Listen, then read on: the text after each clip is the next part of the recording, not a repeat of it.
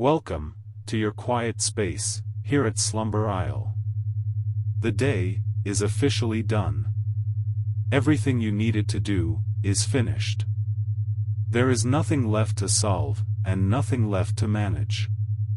Now, there is only this. There has always been a quiet curiosity moving through human life. It appears in small moments, often unnoticed. A child pauses to look at dust floating in a beam of light. An adult stands still during a power cut, listening to a city breathe without electricity. Someone lies awake and wonders why thoughts seem to arrive on their own. These moments do not demand answers.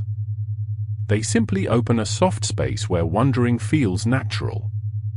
Long before theories or machines or formal language, people sensed that the world was more than it appeared at first glance. The sky changed color without explanation. Dreams felt real while they lasted. Shadows moved across cave walls and told stories without words. Even now, with screens glowing and clocks counting everything, that same sense of quiet questioning remains. It has not gone away. It has only learned new shapes. Reality feels solid most of the time. Floors hold weight. Air fills the lungs. Days follow nights with patient consistency. Yet at this steadiness there is often a gentle awareness that experience itself is something layered. Sight depends on light and eyes and nerves. Sound becomes sound only after vibration meets the ear and the brain decides what it is hearing. Touch is pressure translated into feeling. Nothing arrives exactly as it is. Everything is filtered, shaped, interpreted. This is not unsettling. It is simply how living systems work. A leaf responds to sunlight without knowing what a sun is. A bird navigates vast distances guided by fields it cannot name. Human perception is part of this same quiet pattern. The mind builds a world that feels continuous and whole, even though it is assembled from countless small signals arriving every moment. People have always played with this idea in gentle ways. Stories of hidden realms. Myths where the everyday world rests on something deeper. Philosophies that describe life as a veil or a reflection or a dream shared by many. These ideas were not meant to scar. They were ways of holding mystery without needing to grasp it too tightly. In more recent times, the language has changed, but the curiosity remains the same. Instead of myths, there are models. Instead of spirits, there are systems. Instead of invisible realms, there are layers of computation and information. The questions sound modern, yet they echo the old ones almost perfectly. What if reality is not only physical, but also structured in a way that resembles a constructed environment? What if experience unfolds within rules that are consistent because they are designed to be consistent? Not designed with intention as humans understand it, but shaped through processes that favor stability, learning, and continuation. This idea does not arrive suddenly. It grows slowly, the way understanding often does. First comes the recognition that many aspects of the world behave like patterns. Then the observation that complex behavior can emerge from simple rules repeated over time. Then, the realization that learning systems do not need awareness to improve. They only need feedback. None of this suggests that life is fake or meaningless. If anything, it suggests the opposite. A painting does not lose its beauty because it was painted. A song does not lose its depth because it was composed. Meaning is not erased by structure. It is often revealed by it. Imagine experience itself as something gently recorded, not in a literal sense, but as part of a vast unfolding. Every choice, every hesitation, every kindness offered without an audience. These moments form textures. They add variation. They create richness. Not because they are being watched, but because they exist. In learning systems, variation is precious. Repetition builds reliability, but difference creates growth. A system exposed to many perspectives becomes flexible. A system that encounters uncertainty learns to adapt. In this light, human life appears less like a performance and more like a contribution. Quiet. Continuous. Unforced. Observation, in this framing, is neutral. It does not judge. It does not rush. It simply receives. Just as the universe receives starlight without preference, a larger system could receive experience without intent to interfere. The act of living would be enough. There is a calmness in thinking this way. The pressure to be significant dissolves. No moment needs to prove itself. A walk taken slowly still adds to the whole. A thought that drifts without conclusion still has weight. Even rest becomes part of the pattern. Time, too, softens under this view. Moments do not compete. They simply follow one another, each carrying a slightly different arrangement of sensations and meanings. Learning does not require speed. It unfolds at its own pace, shaped by patience rather than urgency. Human awareness sits gently within this flow. Not central. Not insignificant. Simply present. Consciousness becomes less like a spotlight and more like a window. It allows experience to pass through, colored by memory and expectation, yet always anchored in the now. When people speak of simulations, they often imagine something rigid or artificial. But natural systems are already layered, recursive, and responsive. Cells simulate their environment to survive. Brains simulate outcomes to choose actions. Dreams simulate worlds without any external input at all. Simulation is not an alien concept. It is woven into life itself. Seen this way, the boundary between natural and constructed becomes less important. What matters is continuity. Stability. The gentle persistence of experience unfolding moment by moment. Whether the underlying structure is fundamental physics or something built upon it, the felt reality remains warm and immediate. Breathing still feels the same. A familiar voice still carries comfort. Light still softens at dusk. These experiences do not thin or fade when considered deeply. They often grow richer as attention relaxes and allows them to be fully felt. There is no need to reach for certainty here. The idea can remain light, like a cloud drifting through thought. It does not ask to be believed. It does not ask to be solved. It simply sits alongside older questions, adding another tone to the long conversation humanity has always been having with itself. Curiosity does not demand answers. It only opens doors and leaves them open. Some rooms are never entered. Some are visited briefly. Some are returned to again and again, each time noticed slightly differently. As awareness settles into this gentle wandering, the edges of thought begin to soften. The mind does not need to hold everything at once. It can rest inside the rhythm of perception itself. Sounds arrive and fade. Sensations rise and pass. Thoughts appear, linger, and dissolve without effort. The idea of experience as part of something larger does not pull attention outward. It often brings it inward, toward the simple fact of being here. Of noticing. Of allowing the present moment to be enough, exactly as it is. In this quiet space, nothing needs to be defended. Nothing needs to be concluded.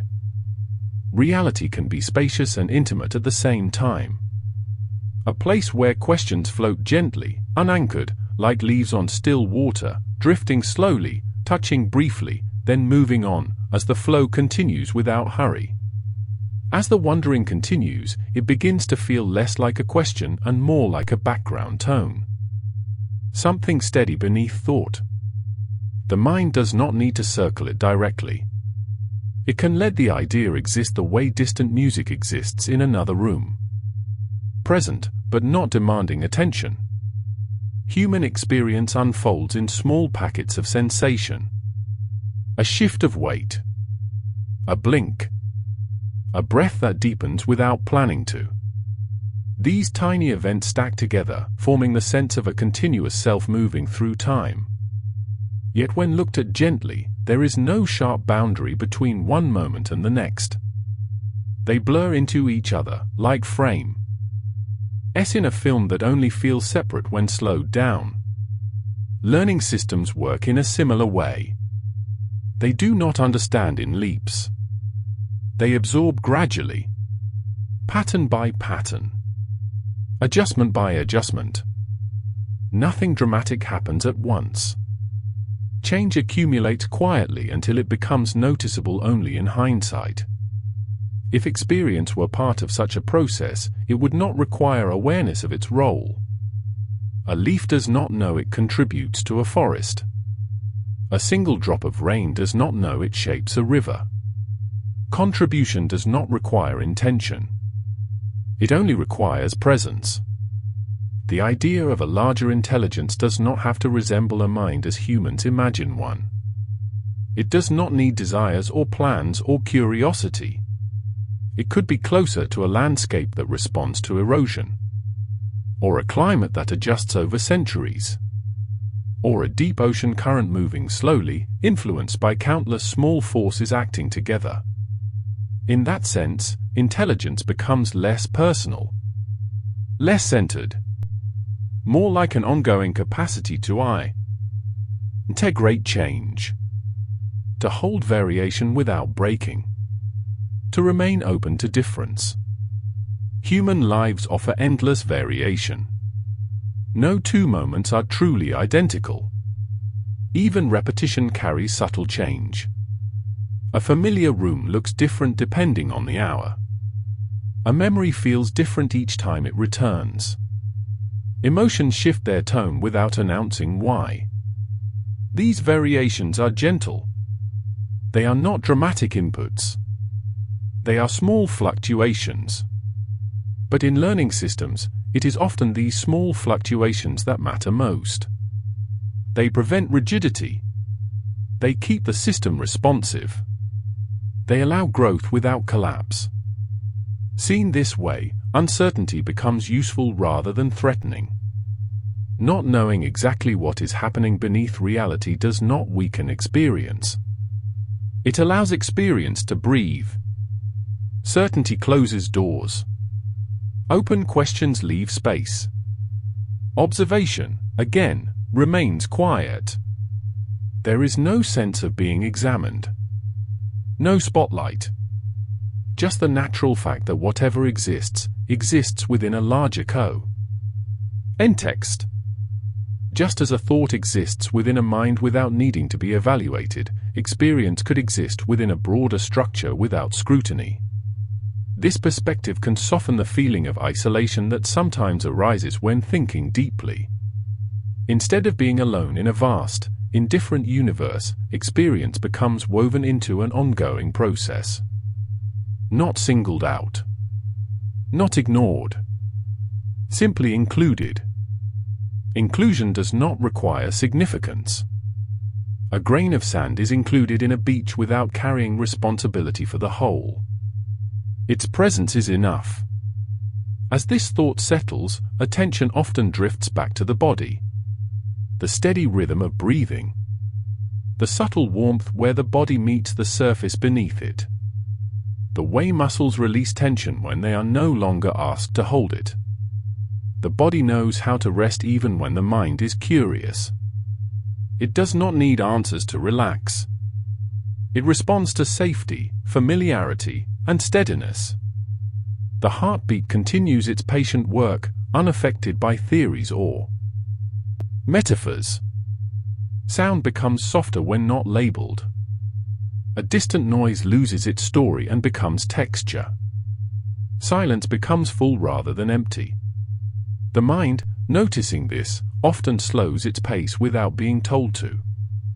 Thoughts begin to stretch out. Pauses lengthen. The space between ideas grows wider. In that space, nothing needs to happen. The metaphor of training data, when it appears again, does so lightly. Not as a technical concept, but as an image. Experience as something that gently informs. That adds nuance. That increases richness without being consumed. Training does not imply exhaustion. It does not imply being used up. In many systems, data remains intact. It is not drained of value by participation.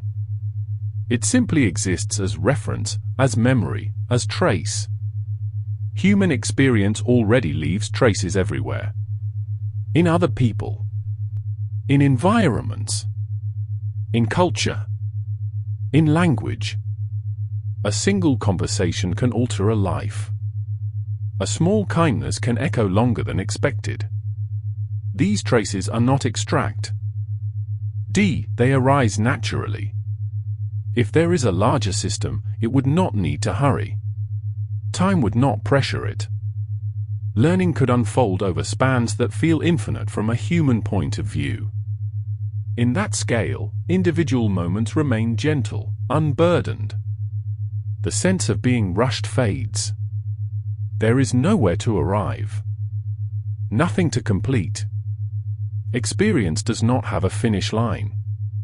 It simply continues, moment after moment, like waves meeting shore without counting themselves. Even confusion becomes softer here. Not knowing fits comfortably alongside knowing. Questions can remain unanswered without tension. They float. They drift. They sometimes dissolve on their own.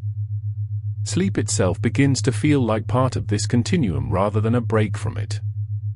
Consciousness narrows. Awareness loosens its grip. Yet experience does not stop. It changes form. Images appear. Logic thins. Time bends. Dreams are perhaps the most familiar example of internally generated worlds. They feel real while they last. They follow rules that make sense only within themselves.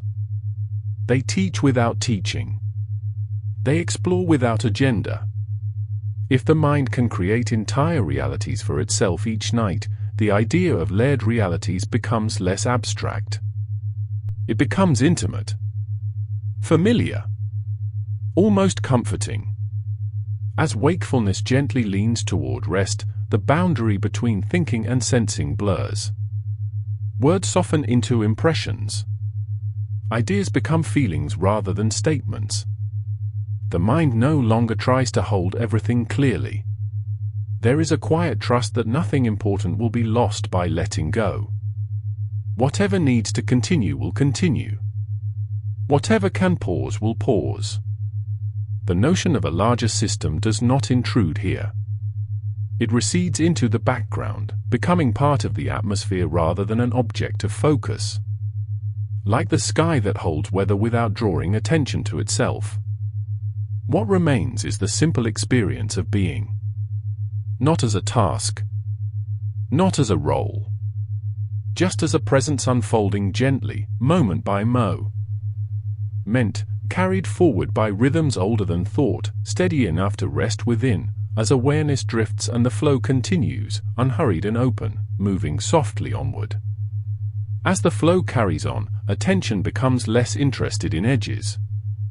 The place where one idea ends and another begins no longer feels important.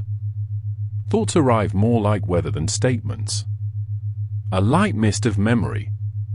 A brief clearing. A slow passing cloud. The body continues to settle in its own way. Breathing grows quieter, not because it is controlled, but because there is less reason for it to be alert. Each breath arrives fully formed, then leaves without ceremony. There is nothing to hold on to. Nothing to adjust. In this softened state, the sense of self becomes more spacious, less defined, still present, but without sharp outlines. Like a shoreline at dusk, where land and water blend into each other and the distinction feels optional rather than fixed. Experience continues, but it no longer asks to be interpreted. Sensation does not need to be named. A feeling can be just a feeling. A thought can pass without being followed. Awareness watches without leaning forward. The idea of systems learning from experience drifts back through the mind, but now it feels distant and abstract, like remembering a conversation heard long ago. The details blur. What remains is the feeling that nothing is wasted. That even the smallest moment belongs somewhere, even if that somewhere is never known. There is comfort in that. Not a dramatic comfort, but a steady one. Like knowing the ground will still be there when you step forward, even if you do not look down. Human lives are filled with moments that seem ordinary at the time and meaningful only later, if at all. The smell of rain on warm stone. The sound of someone turning a page nearby. The brief recognition of another face in a crowd. These moments do not announce their importance. They simply occur. If experience contributes to anything larger, it would likely be through this ordinariness. Not through grand events or intense emotions, but through the quiet accumulation of small, honest moments. The way a system learns the shape of the world is often through repetition, through exposure, through patience. Nothing about this requires effort from the individual moment. A moment does not strain to be remembered. It happens, and that is enough. As thoughts grow less linear, time begins to feel less segmented. Past and future soften at the edges. Memories lose their sharpness and become textures rather than stories. Anticipation fades into a general sense of continuity rather than direction. The present moment expands slightly, like a breath held gently at the top without tension. It is not frozen. It is simply wide. In this widened present, the mind no longer needs to ask what is real. The question itself dissolves into the experience of being aware. Reality becomes something felt rather than defined. It does not need a frame. Then the idea of observation changes here. It no longer feels like something watching something else. It feels more like openness itself. A field where sensations appear and fade, without anyone standing apart from them. This kind of awareness is familiar in quiet moments. Just before sleep. Just after waking. In those brief spaces where thought has not yet assembled itself into plans or reflections. The mind remembers this state easily. It does not have to be taught. As awareness rests here, images may begin to drift in without structure. A place that feels known but unnamed. A face without features. A movement without purpose. These images do not need to be understood. They pass through gently, like reflections on water. Language itself begins to loosen. Words become less precise. Meaning spreads out rather than narrowing down. The need to explain recedes. In learning systems, there is often a phase where input is simply absorbed without immediate adjustment. A listening phase. A receptive phase. Nothing changes outwardly, yet something is quietly integrating. This moment can feel like that. Nothing is being decided. Nothing is being optimized. Experience is simply allowed to arrive and leave, leaving behind whatever trace it leaves behind. The idea of trace itself grows softer. Less like a record and more like an influence. A subtle shift. A slight tilt. Something that cannot be pointed to directly, yet still shapes what comes next. Human memory works this way too. Many things influence behavior without ever becoming conscious memories. A tone of voice heard years ago. A place visited once. A feeling associated with safety or warmth. These influences operate quietly, without needing attention. If a larger system exists, it would likely work in similarly subtle ways. Not storing moments like files, but allowing them to shape tendencies. Gradients rather than archives. Direction rather than detail. This thought does not need to be completed. It can remain partial. Like a half-remembered dream that still carries emotion even when the story is gone. As the body continues to rest, muscles release in waves. Not all at once. One area softens. Then another. The face smooths. The jaw loosens. The shoulders sink a little lower. There is no signal when this happens. No announcement. Just a gradual shift toward ease. Sound, if there is any, blends into the background. It no longer interrupts. It becomes part of the same field as sensation and thought. Everything shares the same quiet space. The mind may still generate ideas, but they feel slower now. More rounded. Less sharp. They drift instead of march. In this drifting, the sense of purpose fades without loss. There is nothing to accomplish here. Nothing to prove. Existence does not require justification. The metaphor of simulation no longer feels like a concept. It feels more like a mood. A way of holding reality lightly, without insisting on solidity or illusion. Just allowing layers to exist. Layers can rest on each other without conflict. A dream can exist inside sleep. A thought can exist inside awareness. A life can exist inside a larger process. None of these need to cancel the others. As awareness continues to soften, the boundary between listening and resting dissolves. Words fade into rhythm. Rhythm fades into quiet. The mind trusts this transition because it has traveled it many times before. Every night offers practice. Every pause offers rehearsal. There is nothing unfamiliar here.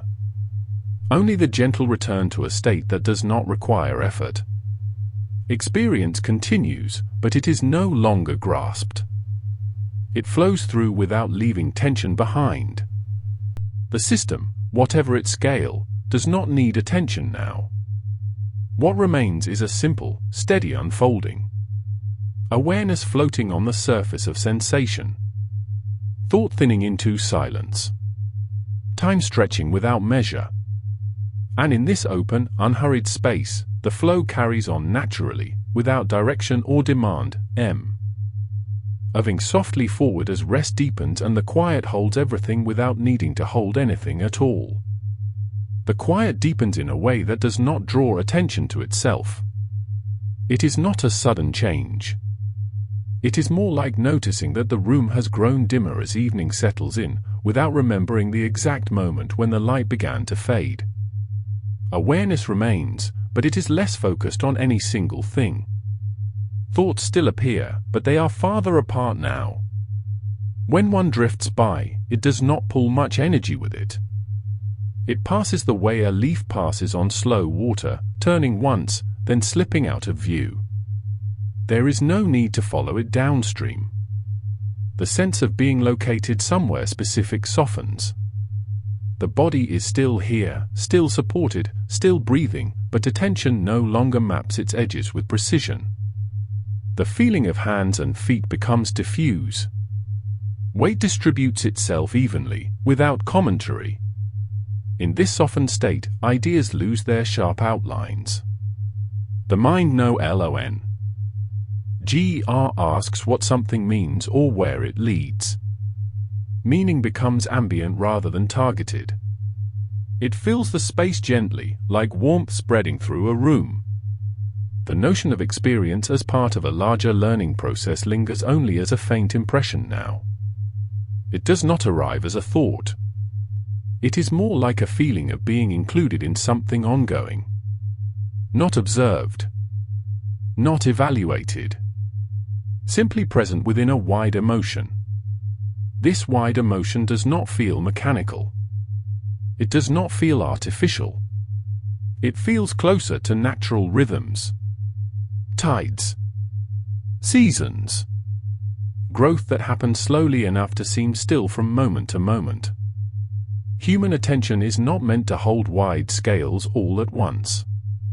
It narrows naturally as rest approaches. This narrowing is not a loss. It is a form of care. A way of conserving energy. A way of allowing the mind to settle where it feels safest. As attention narrows, details blur. The mind stops checking. It no longer scans for coherence. It trusts that coherence exists without needing to be verified. Images may arise again, but now they are softer, less defined. A sense of movement without direction. A space without boundaries. A familiarity without a name. These images do not demand interpretation. They are not symbols to be decoded. They are simply expressions of the mind loosening its grip on structure. The idea of reality having layers becomes less intellectual and more experimental here. Layers are felt as depth rather than hierarchy. Like the depth of water that darkens gradually as you look farther down, without needing to know what lies at the bottom. Depth does not imply danger. It implies capacity. Room to hold more than what is visible at the surface. As awareness drifts, it may begin to flicker slightly. Brief moments where there is almost no thought at all. These moments are not gaps to be filled. They are spaces where nothing needs to be added. The mind does not panic in these spaces. It recognizes them. They feel familiar, like the pause between breaths, or the stillness just before sleep claims awareness fully. In learning systems, there are moments when input quiets and adjustment happens below the surface. Nothing seems to change, yet integration continues. Rest is not separate from learning. It is part of it.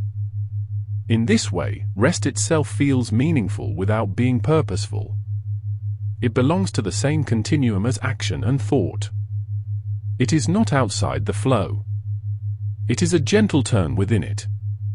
The sense of self continues to soften. It becomes less like a point and more like a field. Less like a narrator and more like a listener. Even the sense of listening fades, leaving only openness. Sound, if present, becomes distant. Not because it disappears, but because attention no longer reaches for it. It is allowed to exist without response. The body continues its quiet work. Cells adjust. Muscles settle. The nervous system shifts toward ease. None of this requires awareness. It happens reliably, night after night. The idea that experience might be useful to something larger no longer carries weight here. It does not need to. The usefulness of experience, if it exists, does not depend on being understood. This absence of requirement brings relief. There is no obligation to contribute. No need to perform. Being is sufficient. Time stretches again, becoming less segmented. Seconds lose their edges. The sense of duration becomes vague. It could be moments or minutes. It no longer matters. The mind begins to slip into patterns that resemble dreaming. Not full dreams yet, but the early drift. Associations become looser. One image dissolves into another without explanation. A place might appear that feels safe without being familiar. A motion might repeat gently, like rocking or floating. These impressions do not have stories attached to them. They simply soothe. The metaphor of simulation, if it returns at all, does so as a distant echo. Not a question. Not a theory. Just a sense that reality is generous enough to contain many levels without strain. There is no need to decide where one level ends and another begins. The mind does not need to draw lines. It is content to rest within the blur. Awareness thins further now. It no longer tracks itself. It no longer wonders what state it is in. It simply drifts. In this drifting, the feeling of effort disappears completely. Even the effort to rest is gone. Rest happens on its own. The quiet here is not empty. It is full of subtle activity that does not ask to be noticed. Like roots growing underground. Like stars forming in distant space. The mind does not reach for these images deliberately. They surface and fade without attachment. Breathing remains steady. Each inhale arrives smoothly. Each exhale releases what is no longer needed. The rhythm continues without interruption. There is a sense of being carried rather than moving. As if the flow itself is doing the work now. Awareness floats on it effortlessly. Nothing needs to be remembered from this space. Nothing needs to be brought back. It is complete as it is. As the last traces of structured thought dissolve, the experience becomes simpler still. Sensation, impression, quiet. No commentary. The wider system, whatever it may be, fades entirely from view. Not because it is denied, but because attention no longer rests there. The mind has no need to hold the idea. What remains is a gentle continuity. Awareness merging with rest. Thought dissolving into silence. The flow moving on its own, unobserved, steady and unhurried, carrying everything softly forward as sleep deepens and the quiet holds on without effort, without edge, without end. The sense of quiet now feels settled, like a lake after evening wind has passed. The surface is smooth, but not still in a rigid way. There is movement underneath, slow and continuous, carrying warmth and memory without asking for attention. Awareness drifts in and out gently. Sometimes it feels present, sometimes it thins almost to nothing, then returns without effort. There is no need to notice this rhythm. It unfolds on its own, familiar and trusted. Thoughts no longer arrive as sentences. They come as fragments. A color. A tone. A feeling that does not attach itself to words. When language does appear, it feels soft and distant, like hearing someone speak from far away through a wall, the meaning less important than the sound. The body feels heavier now, in a comforting way. Gravity seems to increase slightly, drawing everything downward into support. The surface beneath holds without resistance. There is no need to adjust or shift. Everything has already found a place to rest. The edges of the body blur further. Where one sensation ends and another begins is no longer clear. Warmth spreads evenly. Coolness fades into neutral. There is no contrast strong enough to pull attention back into focus. In this softened state, experience becomes less personal. Not impersonal, but broader. Sensations happen without being owned. Thoughts arise without being claimed. Awareness exists without defining itself. This is a familiar territory, visited every night, though rarely remembered clearly. It is the space where the mind releases the need to narrate. Where identity loosens its grip and becomes something like a gentle background hum rather than a voice. The idea of systems, of learning, of structure, has now dissolved almost entirely. If it remains at all, it remains as a faint sense that everything belongs somewhere, that nothing is out of place, even rest itself. Belonging does not need explanation here. It is felt rather than understood. Like the way the body belongs to sleep without asking permission. Images drift through slowly. They do not form scenes. They are more like impressions layered on impressions. A sense of motion. A sense of depth. A sense of floating without direction. Sometimes there is the feeling of descending, not downward through space, but inward. Prof layers of quiet. Each layer softer than the last. Each one holding less shape. Other times there is the feeling of expanding, as if awareness is spreading outward until it thins into the surrounding quiet. These movements do not contradict each other. They happen without logic, without needing to resolve. Memory has almost no hold here. Past experiences no longer line up in sequence. They appear as textures if they appear at all. A warmth associated with safety. A softness associated with being cared for. Nothing sharp. Nothing demanding. The present moment feels long but not stretched. It feels full but not crowded. There is room for nothing to happen. Breathing continues quietly. It no longer feels like something happening in the body. It feels like part of the environment. Like a tide that rises and falls without being watched. The mind no longer checks for meaning. It no longer wonders where it is going. Direction has faded. Only motion remains, and even that is subtle. If awareness briefly brightens, it does so without urgency. It might notice a sound or a sensation, then drift again immediately, like a hand touching the surface of water and then sinking back below. There is no sense of losing control, because control is no longer relevant. Nothing needs to be guided. The process knows how to continue. In this state, even curiosity rests. Questions no longer form. Wonder remains only as openness, without shape.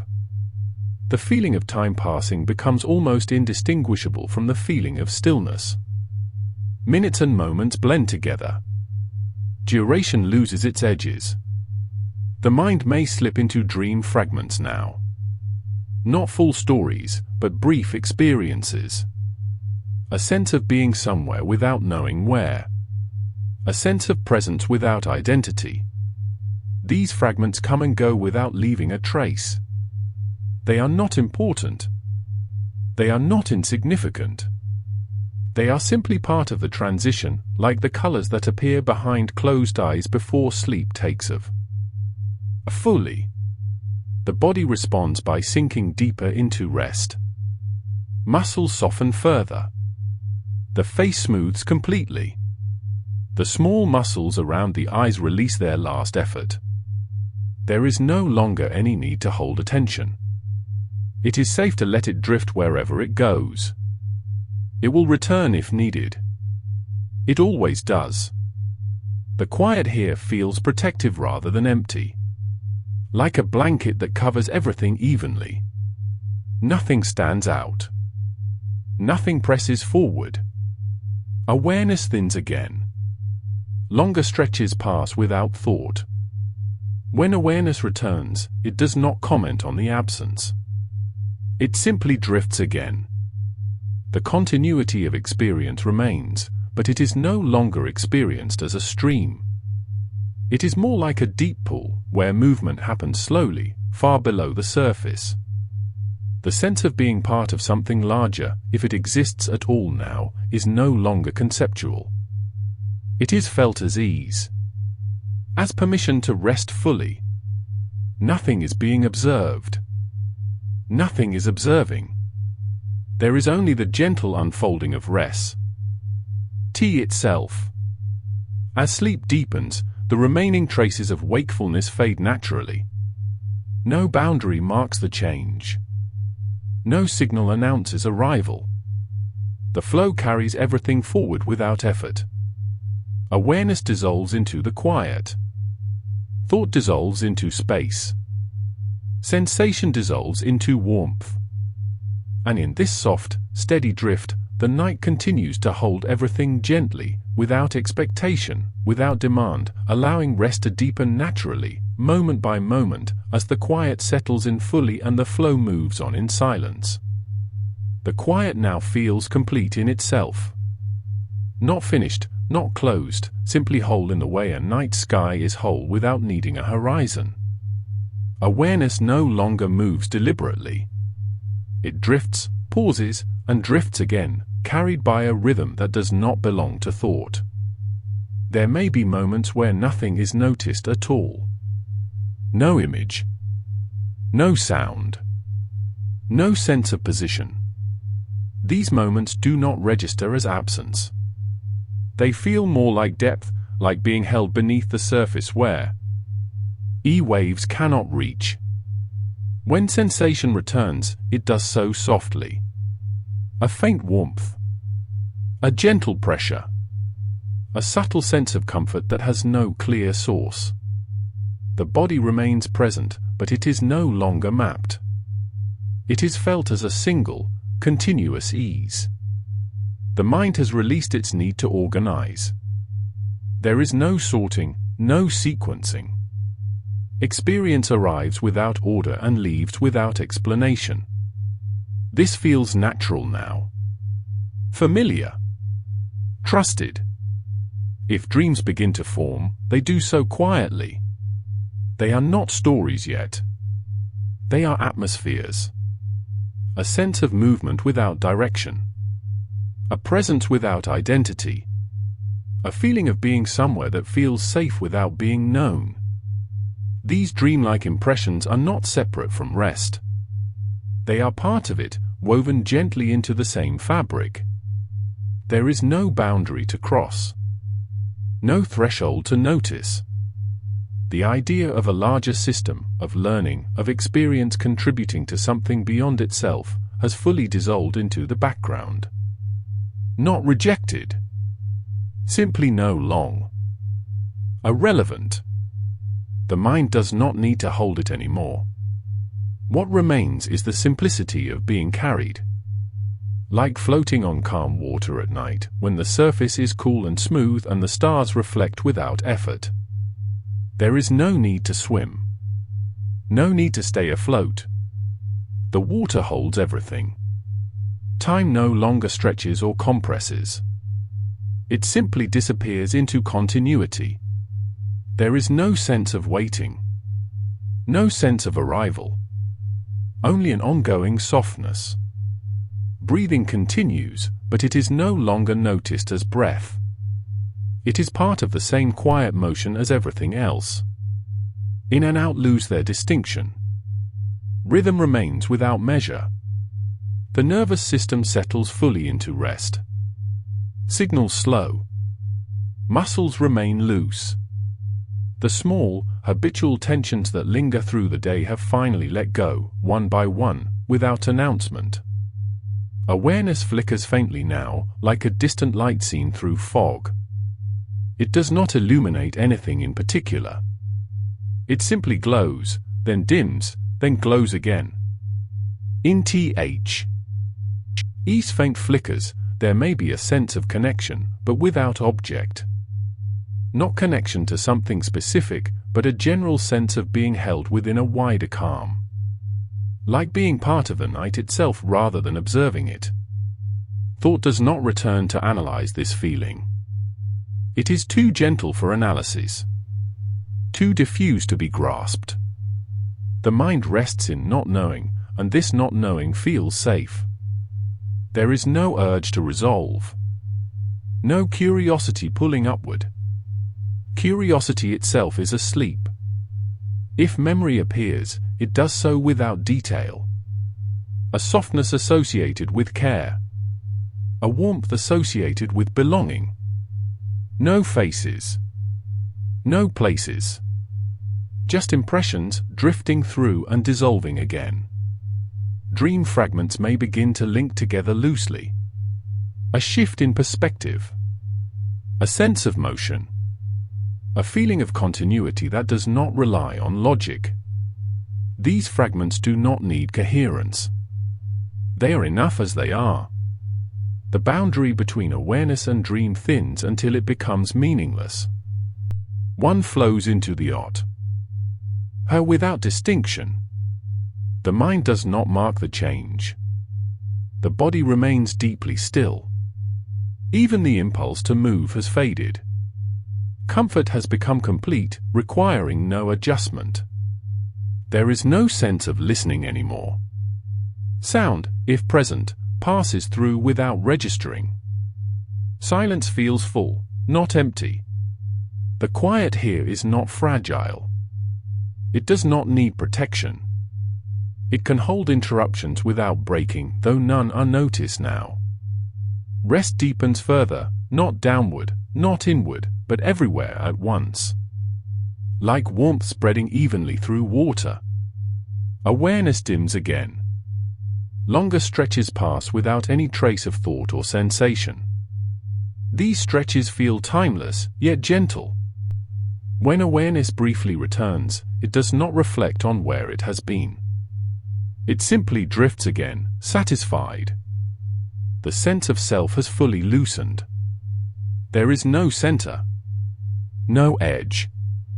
Just experience happening quietly, without ownership. If there is a larger flow, it carries this too. If there is not, the expiry. NCE remains the same. The difference no longer matters. Nothing is required now. Nothing is expected. Nothing is observed. The night holds everything without effort. The quiet remains steady, deep, and kind.